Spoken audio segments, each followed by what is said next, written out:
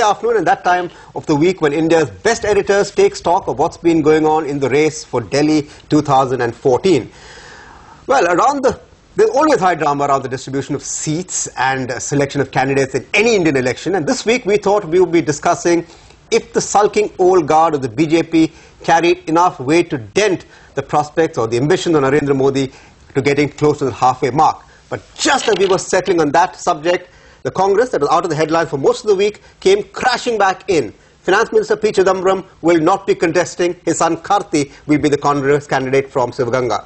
Poll nervousness seems to have hit Commerce Minister Anand Sharma as well. Reports say he doesn't want to contest from Hamirpur in Himachal, but would rather play martyr in Varanasi against Narendra Modi. No shame in losing to Modi, he thinks. INB Minister Manish Tiwari says, or we hear, he says he doesn't want to contest. And throw in Satpal Maharaj's desertion to the BJP in Uttarakhand. To that we have an interesting mix of bad news for the Congress. To discuss who's up and who's down this week, we've got India's finest editors, Rajdeep Sardesai, Editor-in-Chief of the IBA Network, Sanjay Pugalia, Editor-in-Chief of CNBC Awaaz, and Shireen Ban, Managing Editor of CNBC TV18. Rajdeep, I think Mr. Chidambaram's decision was expected, but it still comes as news today. So what do you make of it? Are the leaders there throwing in the towel too early? Look, I think, look at Chidambaram's position in a state like Tamil Nadu. There was absolutely no question of the Congress winning a seat, even a relatively safe seat like Sivaganga, without the AIDMK and DMK support. Fighting on your own in Tamil Nadu is a thankless task. And I think Mr. Chidambaram, who is more intelligent than most, recognized that. I don't know why he's made poor Karti the scapegoat then. Because look, nobody wants to start their... Could there have been a condition the Congress laid down? To start their career with a defeat. Okay. Could that be a condition that the High Command laid down?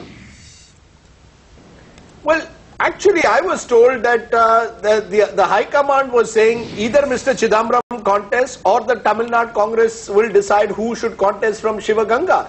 I think eventually Mr. Chidambaram had his way that since he was not contesting, he preferred his son to contest. It's a start for Karti's political career. Yeah. Mr. Chidambaram also in the 1970s started, if I recall correctly, with a defeat in 1977 and then built his political career. So, defeat sometimes is the stepping stone to success. But clearly Mr. Chidambaram knew the writing on the wall. And, it is a very tough state. It's a thankless task today to contest from a state like Tamil Nadu without the support of any of the Dravida parties. So, I don't blame Mr. Chidambaram in a way. Well, yeah, he did lose an assembly election in 77. Shireen, but you heard this from Chidambaram some time back, right? Almost 6 months ago when he indicated that he was not interested in contesting.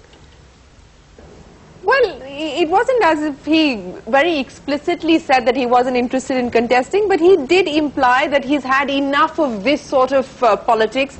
He wants to do, and if I can quote from that conversation, more adventurous things in life, perhaps write a book, perhaps do other things. But, I had a conversation with Karti Chidambaram this morning, and he was very clear. He said, listen, my father's not retiring. He's not stepping away from public politics or any of that. He has decided not to contest. Now, you've got an interesting situation because two former finance ministers, Yashwant Sinha deciding not to contest from Hazaribagh, his son Jayant Sinha standing in his place, and here's a situation where the current finance minister P. Chidambaram decides not to contest and his son. But as Rajdeep was pointing out, I mean, look at the kind of pressure that Karti Chidambaram goes into this election with. It's a double disadvantage for him. I mean, A, you haven't got your alliances worked out as far as Tamil Nadu is concerned. B, Sivaganga doesn't look like a safe seat any longer as far as the Congress party is concerned. And here's this poor guy making his political debut, and it could perhaps be his big defeat as well. So I don't envy Karti Chidambaram at all at this point in time. Yeah, they haven't lost Sivaganga. They only lost one since 1980. Sanjay, since we're talking Tamil Nadu, what do you make of the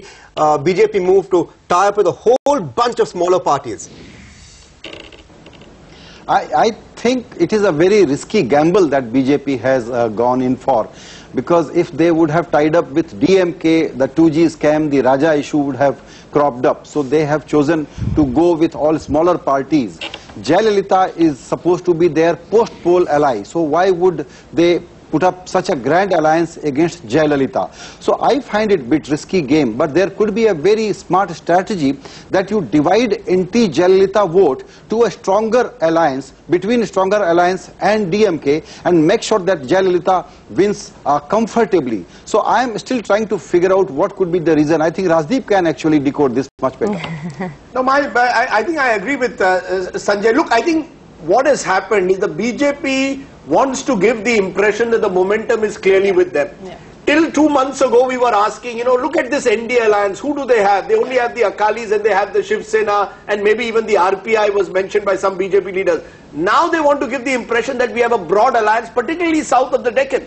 I'm still waiting to see what they do in Andhra Pradesh. That's the one jigsaw which has still not been fitted into the BJP's grand plan. Do they go with a possible, some kind of a understanding with the TRS or with Chandrababu Naidu, or do they keep all options open in Andhra? But I think the reason why they've gone in for the Tamil Nadu alliance, and indeed the reason why every day at the BJP press conferences you have some small big Congress leader or any other leader joining the party. Your old friend N.K. Singh, Revenue Secretary, he's also changing like a weathercock. He's moving from the JDU to the BJP, I'm told today or tomorrow. Yeah. He's already resigned. So the sense they want to give is the momentum is with them, and that we are no longer untouchable and our alliance is as broad as possible. So I think that's the reason why they've gone even in for smaller parties. Plus, Senthil, they have nothing to lose in Tamil Nadu at the end of the day. They only have to gain in Tamil Nadu. So I think that's the reason why, in a sense, the geographical limitations of the BJP enable them to strike these kind of alliances like the one they've done in Tamil Nadu. Okay.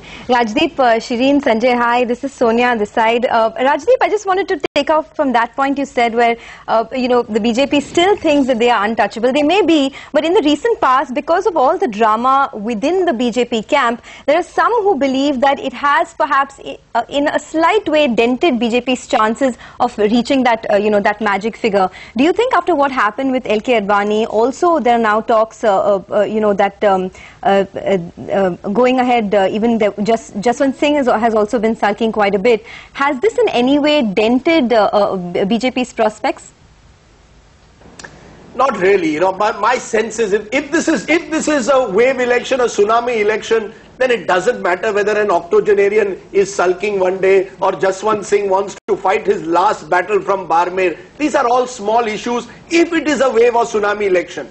If it is not, if it was a normal election, and if it does become a normal election, then the fact that the BJP has in some instances perhaps made the wrong choice of candidates, particularly in UP, particularly in Bihar, could come to haunt them. It could come to haunt them in Maharashtra. I think the one state where the BJP's politics is under a huge question mark is Maharashtra. The Shiv Sena seems to be, in a sense, imploding at the moment.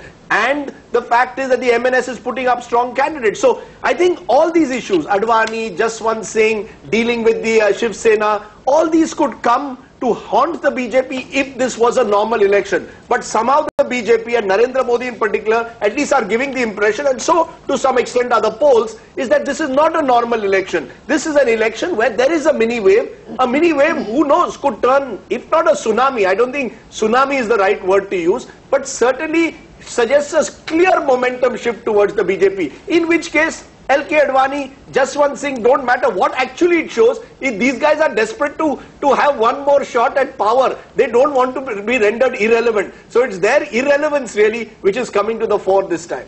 Sanjay,